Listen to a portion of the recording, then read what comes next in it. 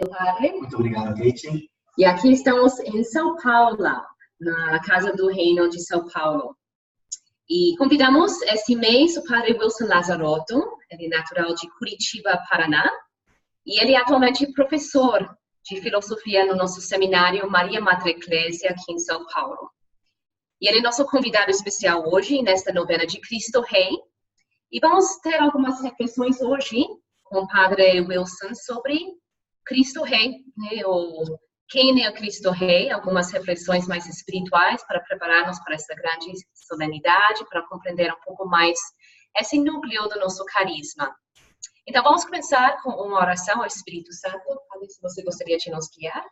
Em nome do Pai, do Filho e do Espírito Santo. Amém.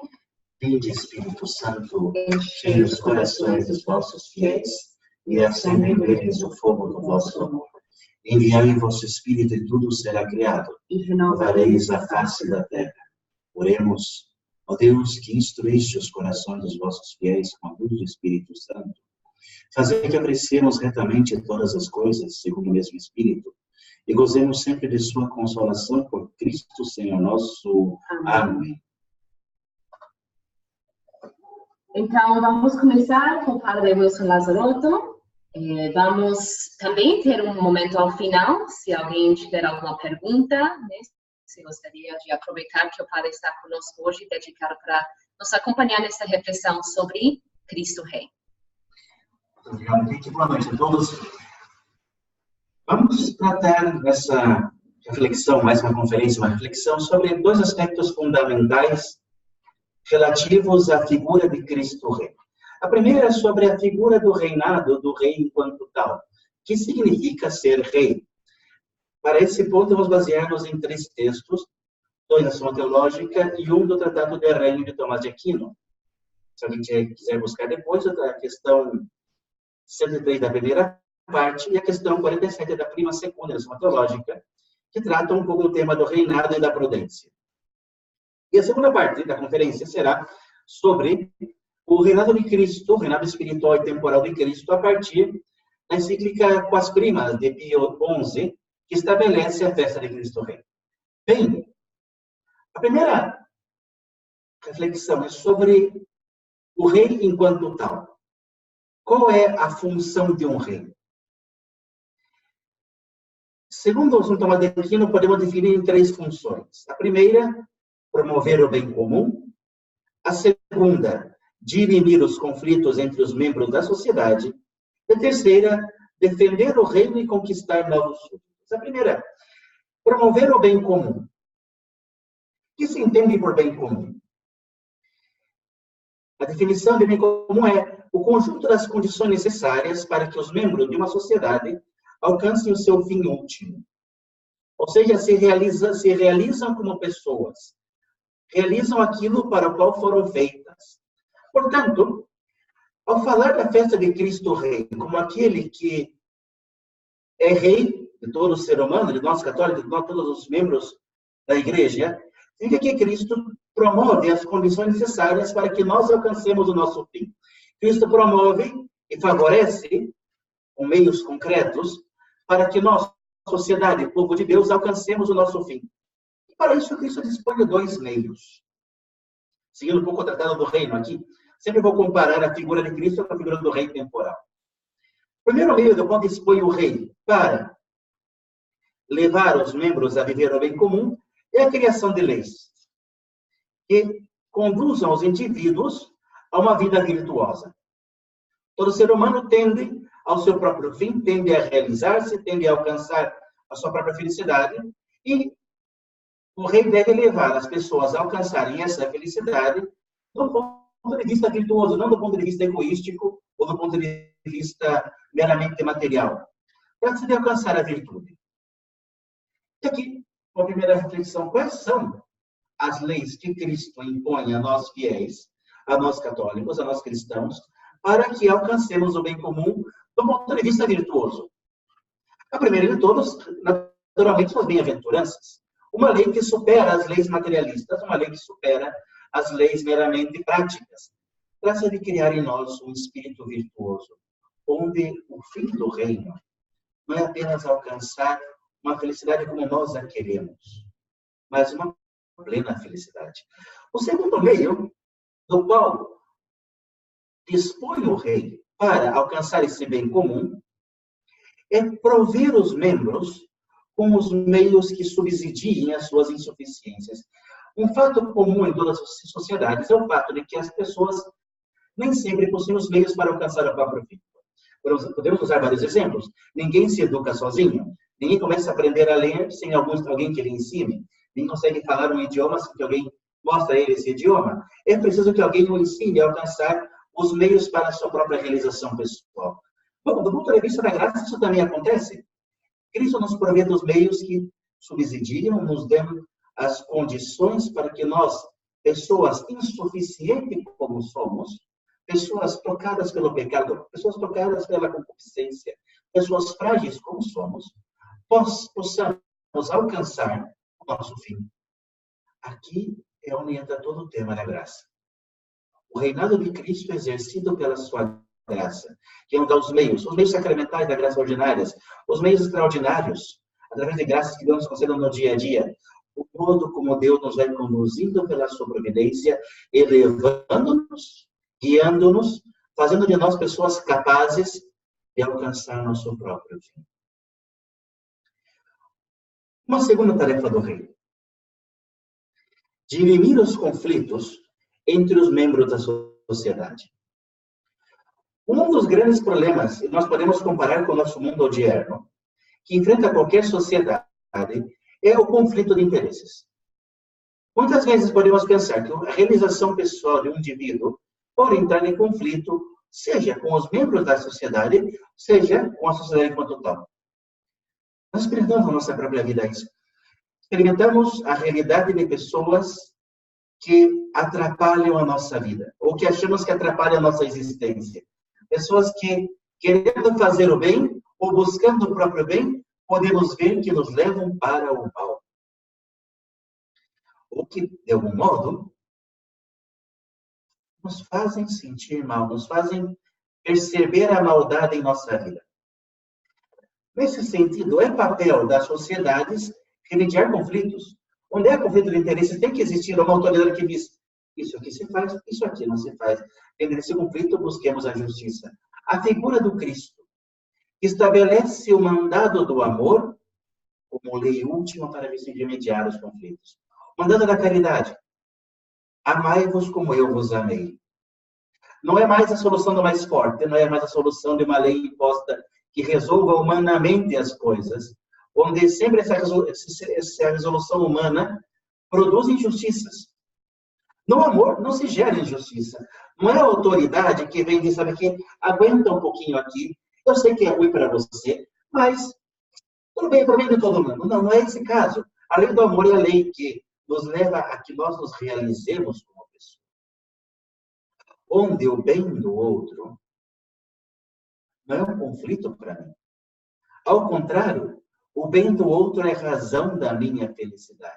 João Paulo II, em Amor e Responsabilidade, define o amor justamente dessa maneira, como aquele ato pelo qual a felicidade de alguém consiste no alcançar a felicidade de outro. Não há própria felicidade, não há própria realização pessoal, não há próprio alcançar o próprio fim, sem que exista uma entrega que eleve os outros a alcançar a própria realização.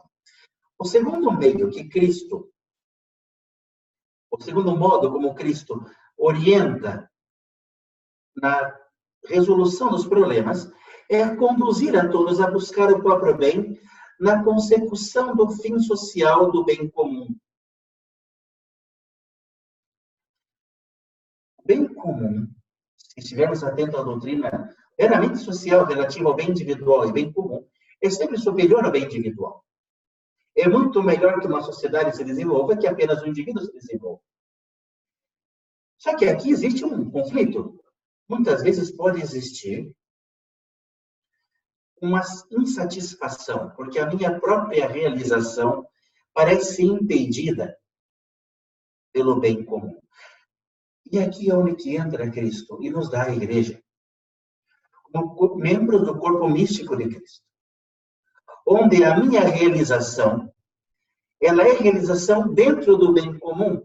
Aquilo que fala São Paulo na carta aos Coríntios, a mão não é o pé não, não são os olhos não são a cabeça. De cada membro, vivendo a sua plenitude vocacional, contribui de modo pleno à realização do corpo.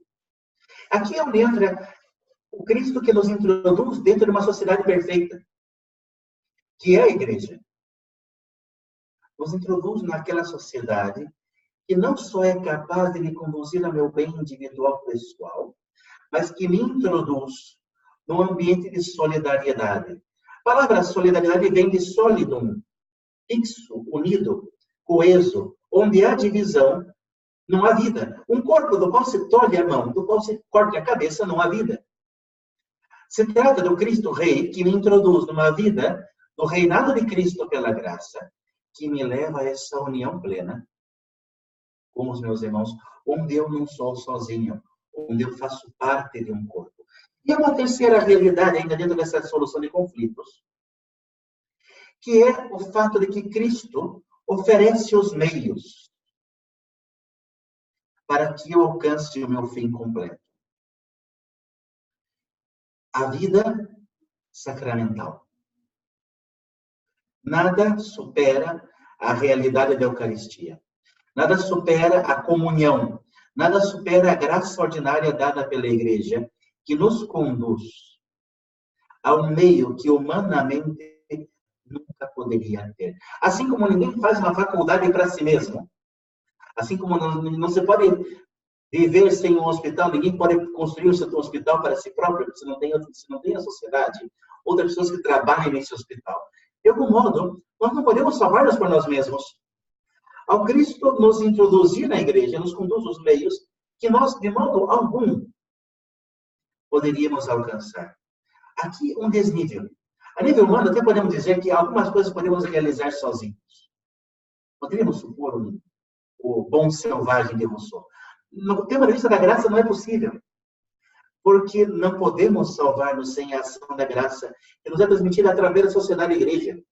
Não existem sacramentos, a graça ordinária, sem que Cristo nos a dê, pela sua santificação na vida eclesial. E, por último, a realidade do rei enquanto tal, comparado com a figura de Cristo Rei. Entramos com a realidade do Rei Cristo, que defende e conquista novos membros. Defende o seu território.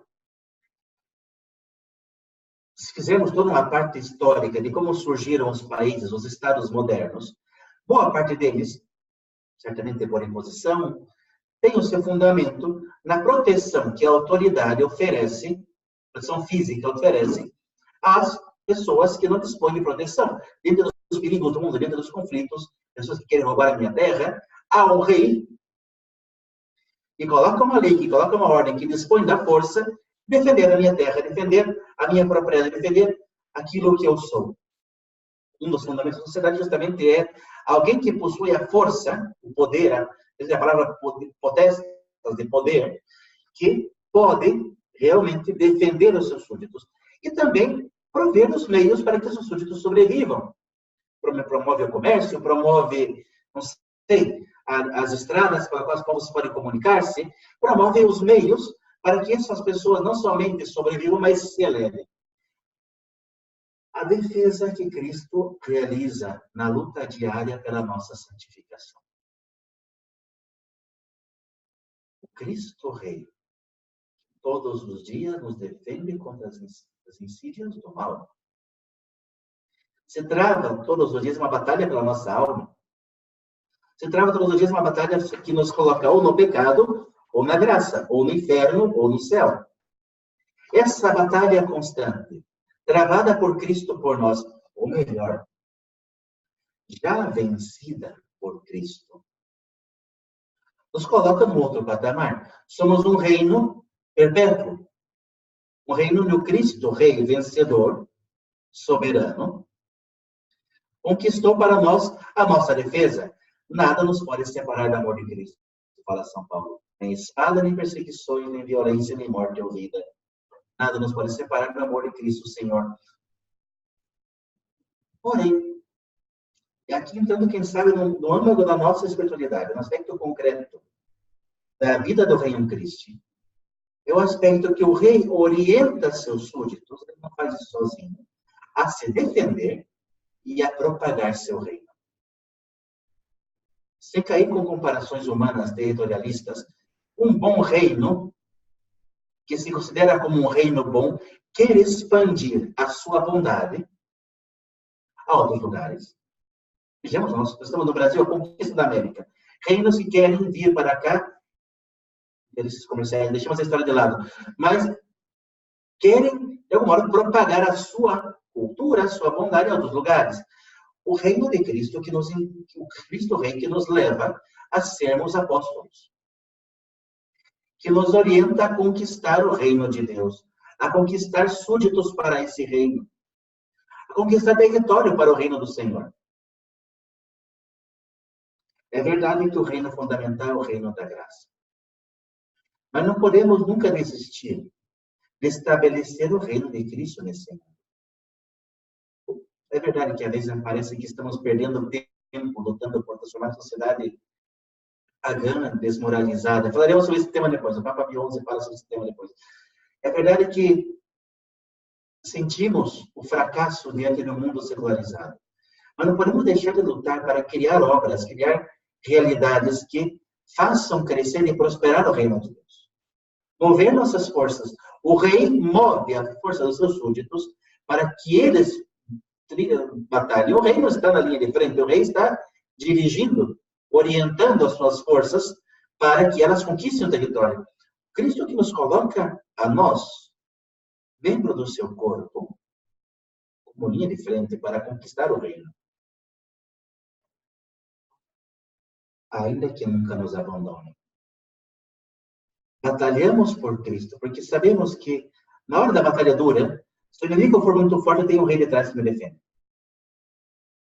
Na hora da conquista do reino, na hora da apostolado, na hora da batalha constante, fala o Evangelho de domingo, não precisarei defender-vos. Eu vos darei palavras sábias. É o Cristo Rei que nos defende, que é a nossa garantia, o nosso vencedor. Esse um pouco é o fundamento da comparação do Cristo, do ponto de vista do Cristo Rei, comparado com os reis desse mundo. Um tema que eu não tenho tempo para tratar é sobre quem deve reinar. Existem batalhas imensas do ponto de vista filosófico e político sobre a origem da autoridade, sobre a validez ou não de uma autoridade. Quem tem o direito de governar? Vamos pular para outro tema. Esse é um tema que poderíamos refletir em outro momento de maneira mais profunda. Por que Cristo é nosso rei? Será que alguém decidiu Cristo é rei? Muito legal, muito bonito. Ok. Qual é a razão de atribuirmos autoridade a Deus em nossa vida? Nós tratemos um pouco do reinado de Cristo enquanto tal. Como é o reino de Cristo? Na visão do Papa Pio XI, na encíclica Quas Primas, que institui a festa de Cristo Rei.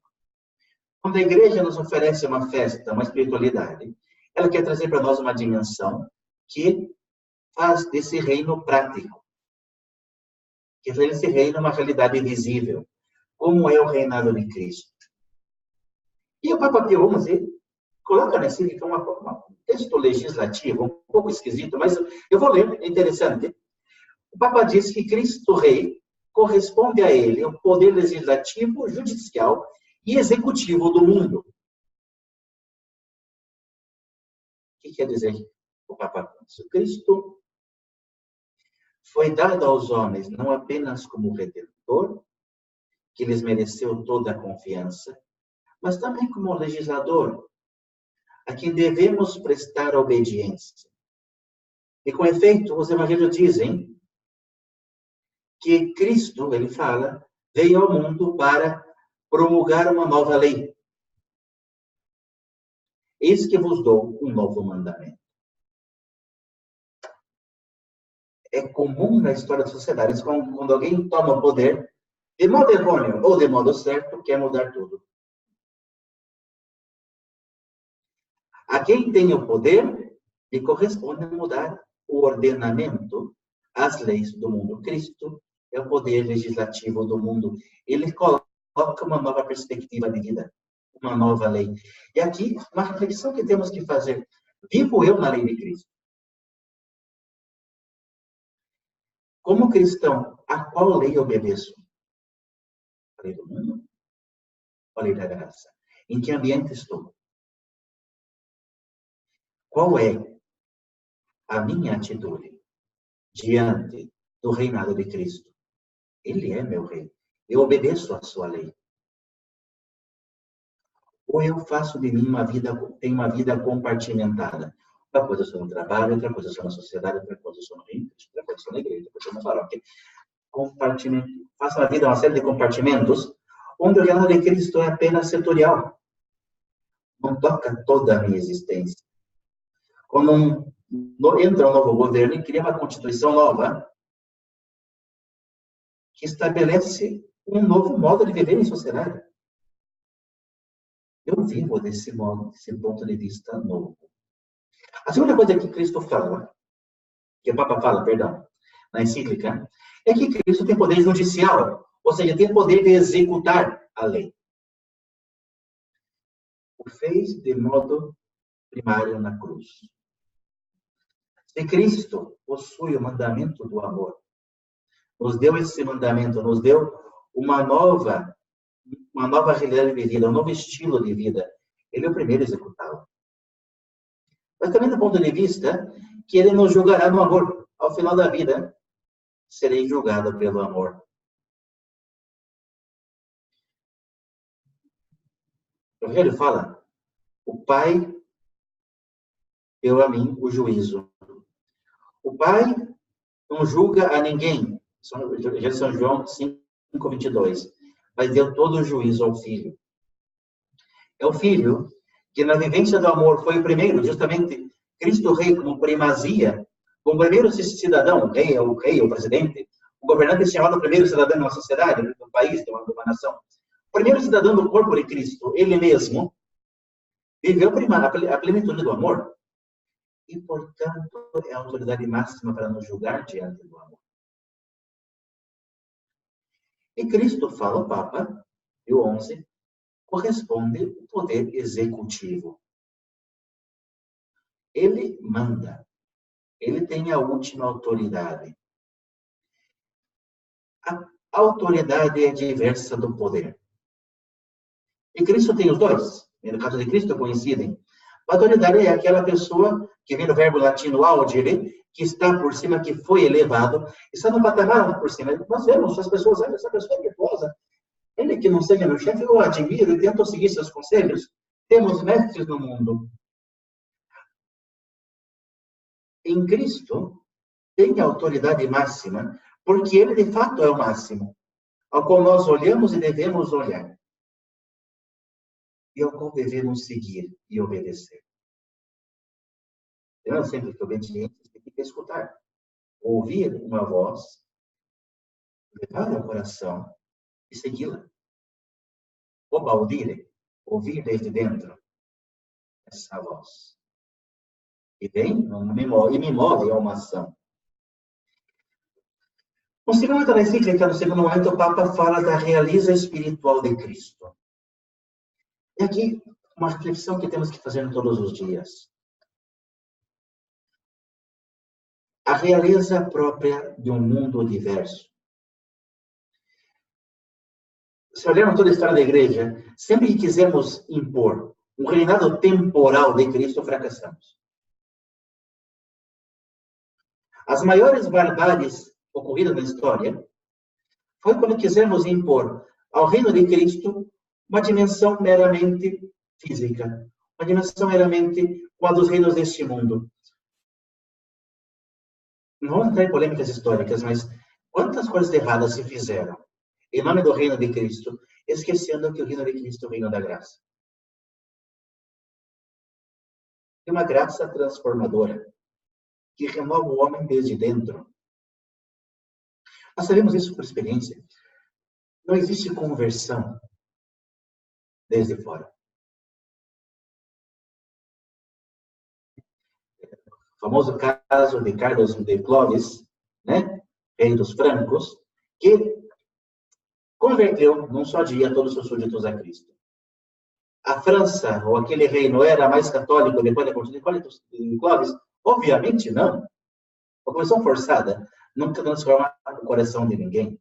E, portanto, não se estabelece o reino de Cristo. E podemos ver, historicamente, todas as barbáries que se fizeram, porque não é uma transformação interior. O reinado de Cristo é reinado interior. É reinado do Redentor, que redime justamente a natureza caída e a eleva a um novo patamar. A segunda coisa que fala o Papa, a terceira coisa, é que a realeza de Cristo é a realeza universal. Ou seja, não há outro rei. Fala Santo Agostinho, uma e única é a fonte da aventura, ou seja, da felicidade, assim para as nações como para os indivíduos. Pois outra coisa não é a cidade mais que uma multidão concordante de indivíduos, guiados pelo mesmo Senhor, Cristo. Não há salvação nenhum outro, porque abaixo do céu nem outro lado nos foi dado, a não ser Jesus Cristo. Não quero entrar em polêmicas políticas, mas pensemos, irmãos e irmãs, queridos,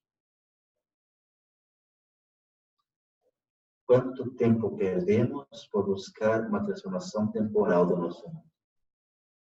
Quanta desunião em nossa família, nossas casas, nossos trabalhos, por defender direita, esquerda, centro, norte e sul, buscando apenas soluções temporais que estão longe de Jesus Cristo. A verdadeira lei, o verdadeiro Salvador é Cristo, e não há outro. O único que nos transforma é Jesus. Uma sociedade sem Cristo pode ser perfeita, aparentemente perfeita. Não será salva. Eu quero entrar num tema muito simples sobre o inimigo desse reino. O Papa, ao escrever essa encíclica, coloca um grande inimigo, o laicismo. Vai um pouco dessa reflexão sobre o tema anterior do reinado universal de Cristo. O que se entende por laicismo? Que existam leigos? Não se entende laicismo por isso. Se entende laicismo como o reinado do profano sobre o sagrado, do humano sobre o espiritual, do prático sobre o virtuoso. Laicismo é a condição de viver uma sociedade laica, sem Deus, onde nós podemos construir a nossa própria salvação. Isso convida a ver o episódio da Torre de Babel. A tentação de construir uma torre pelas nossas próprias forças, que não dá certo. Bem, esse laicismo o Papa coloca como o grande inimigo do reinado de Jesus Cristo. Vejam, não é uma sociedade, não é uma ideologia, não são sistemas políticos. Todos eles convergem numa grande força.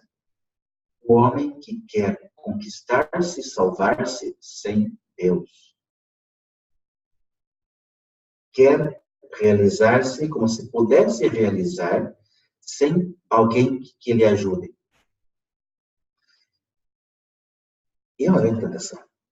Veja, podemos dividir o mundo um pouco de piada em 3 categorias. 80% de coachings, 20% de Uber, e o resto que mais 15% de Uber e 5% que mais ou menos leva a sociedade para frente. A gente diz o coaching. Você pode, você é capaz, você é o máximo. Ninguém governa sobre você. Não há autoridade sobre a sua vida. Esse excesso. É verdade, somos filhos de Deus. É verdade, temos qualidades maravilhosas. É verdade, temos meios fantásticos para a nossa salvação. Tudo isso é ótimo. Mas somos insuficientes. Somos incapazes de deixar um fio branco ou menos branco em nossas cabeças. Essa é a grande tentação que traz, como fala o Papa, frutos perniciosos.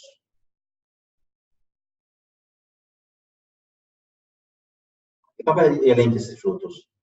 A perturbação da paz doméstica, pelo esquecimento e desleixo das obrigações familiares, o enfraquecimento da união e estabilidade das famílias, e, por fim, o abalo na sociedade toda que ameaça a ruir.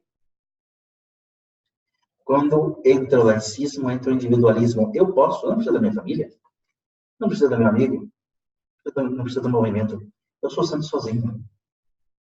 A tentação do individualismo que acontece na igreja, no movimento, eu, com prazer, mas ser apostolado junto, eu não careço esse junto. Não, só façamos lá aqui para o encontro com Cristo e aprender ali. É o individualismo radical que penetra a nossa vida e que entrou em nossa vida. E que não constrói nada, onde eu sou o rei de mim mesmo.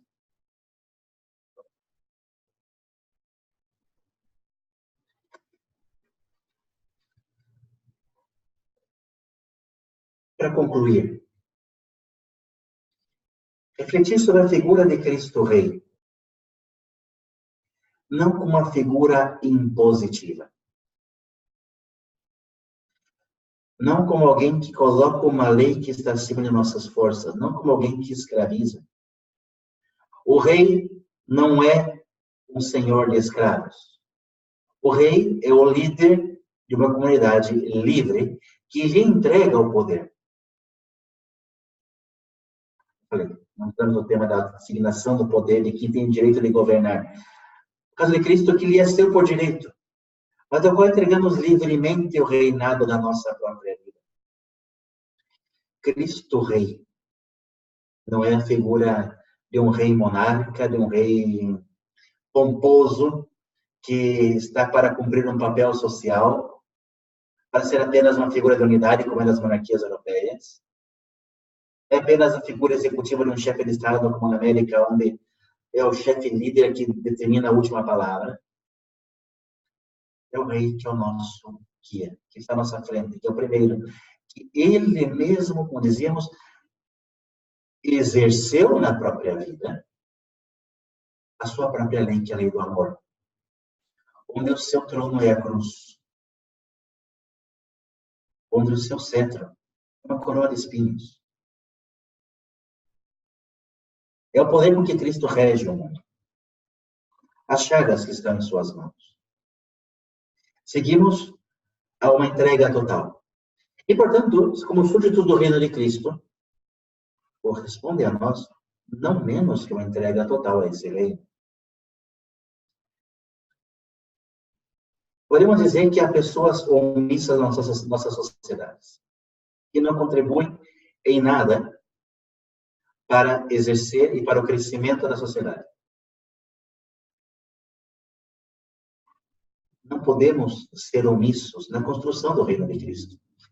Podemos ser omissos na construção do reino que, justamente como diz o Tomás de Aquino, é o melhor dos mundos.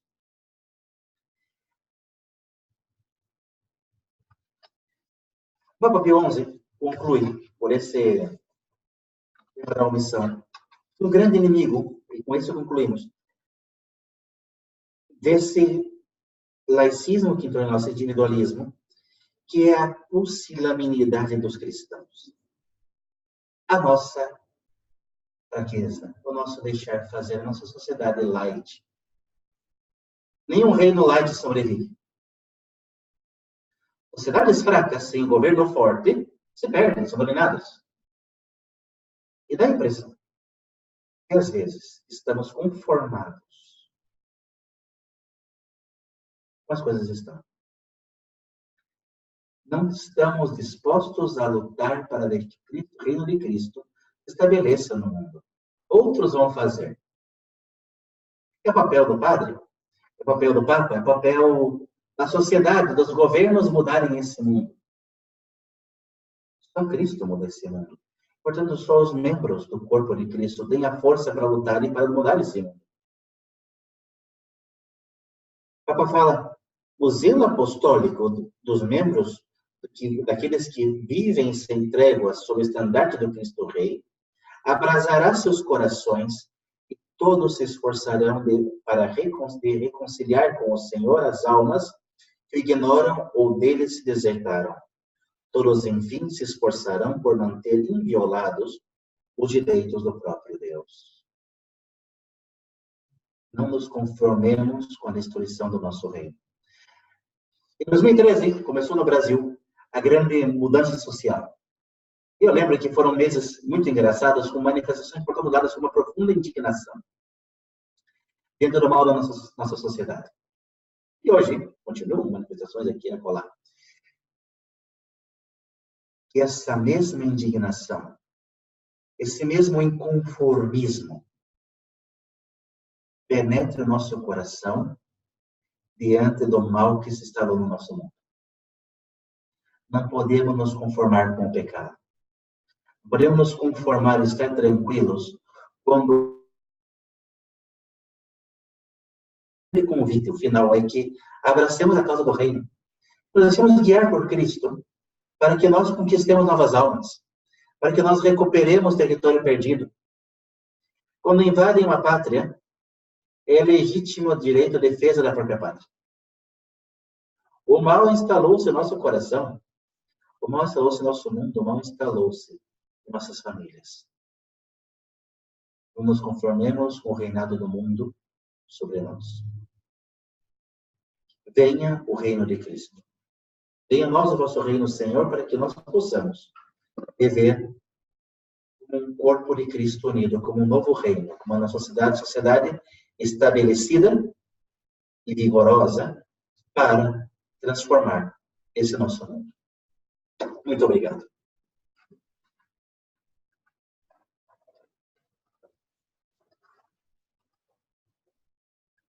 Muito obrigada, Wilson.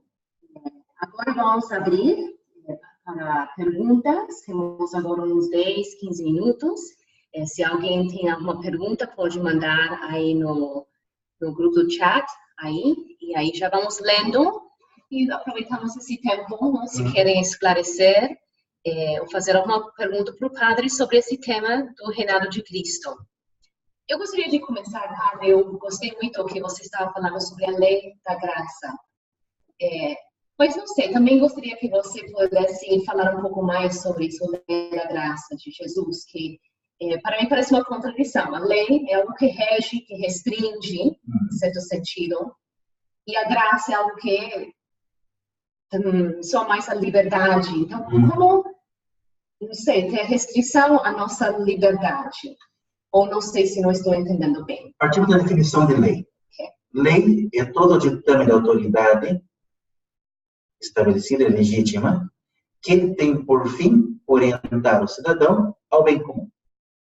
Por que eu coloco uma lei de trânsito? Sei lá, não pode furar vermelho, sinal vermelho. Não é porque é proibido, é porque é um bem. Porque livremente te ajuda você a escolher o melhor bem. Eu escolho não ser golpeado por outro carro. Quando eu paro no sinal vermelho, eu escolho livremente um bem para mim. Porque aí é onde não existe a contradição. Onde a lei do amor não é uma imposição. É uma opção pelo melhor. Uma opção por, de algum modo, deixar que aquilo que é o mais elevado me guie. Quando, não sei, pensando do ponto de vista educativo, não sei, é muito prático, né? Porque, não sei, no Brasil é obrigatório mandar as crianças à escola. Não é uma lei que, sei lá, é errado mandar a criança para a escola. Eu acho que elas têm que continuar burras. Não, é justamente onde é uma lei impositiva, a lei do amor, a lei da graça que Cristo nos dá por misericórdia, porque nós, na nossa fraqueza, não poderíamos alcançá-la. Que Cristo é verdadeiro amor. Nos coloca como dizendo, esse é o caminho. Se você não quer, terá consequências. Se você furar o formação vermelho, pode ser que não aconteça nada. Pode ser que venha uma carreta que acerte. Se você não quiser viver na lei do amor, na lei da graça, pode ser, e por pura misericórdia de Deus, que não aconteça nada na nossa vida. Mas pode ser que nós temos muito mal, porque o contrário do amor é o egoísmo. O egoísmo não saber das consequências da nossa própria vida. Quando nos afastamos, damos mal. Ninguém é médico de si mesmo. É por isso que não há uma contradição. É perceber que a lei é positiva. Mas interessante, na definição de lei, fala Aristóteles na Ética Nicômaco. As leis negativas sempre devem ser obedecidas. Não faça isso, não faça aquele outro, isso é proibido, isso é errado. As leis positivas requerem a liberdade de opção. Viva o amor. Veja, Cristo não nos manda não odeie. Não faça aquele outro. Não mate. Isso é óbvio. Nos falta uma opção de graça. Nos falta uma opção livre de viver o melhor. Por isso, não há a imposição da maldade. Não dá para supor que nós, vivendo a graça de Cristo, estamos no caminho do bem. Somos chamados ao melhor. Não há uma imposição. Logo, a lei da graça, que é a lei de deixar-nos governar por alguém que conhece o melhor caminho. Um exemplo que eu sempre gosto de usar, no seminário eu uso bastante. É o fato de subir uma montanha. Os seminaristas esses dias foram subir as Agulhas Negras e contrataram um guia. Porque eu não sei por onde eu vou caminhar. Se eu não tenho um guia, ao que eu tenho que obedecer, eu não chego na montanha, ao contrário, eu me estropio e caio. Isso são alguns métodos de atitude pelo qual me daria muito mal. É obedecer e seguir uma proposta. Eu posso desobedecer o guia? Eu posso. E numa dessas não acontece nada comigo. Ou posso pisar ou ir por um caminho que não é bom. É deixar-se guiar por uma realidade profunda interior, que supera nossos racionalismos humanos. Essa é a lei da graça. Me faz lembrar quando Jesus falou, eu vim para dar vida e dar em abundância. Em abundância. Essa plenitude. Pela lei. E justamente quando São Paulo, e é uma coisa interessante, São Paulo critica a lei, né? Não vivemos sobre a lei, vivemos sobre a graça de Deus. Não uma lei impositiva que me proíbe do mal. Temos a nova lei de Cristo, que é a lei da graça. Livremente. Não é mais imposta por uma sociedade. Né? Isso é interessante. Todas as teocracias que tentamos impor não deram certo. E as que existem hoje no mundo, não católicas, graças a Deus, são terríveis para o ser humano. Não há liberdade. É um grande desafio. Muito obrigada. Que é isso. Tem alguma outra pergunta aqui, quem está nos ouvindo?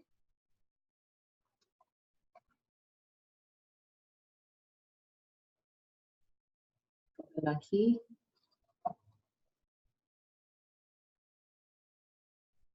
Pois perfeito. Se não tiver alguma pergunta ou algo para esclarecer, acho que o padre foi bastante claro, né? Eu te agradeço muito, né? Também nos deixou fontes e leituras, né? Para referência, que realmente nos ajudaram a compreender um pouco mais as raízes, né?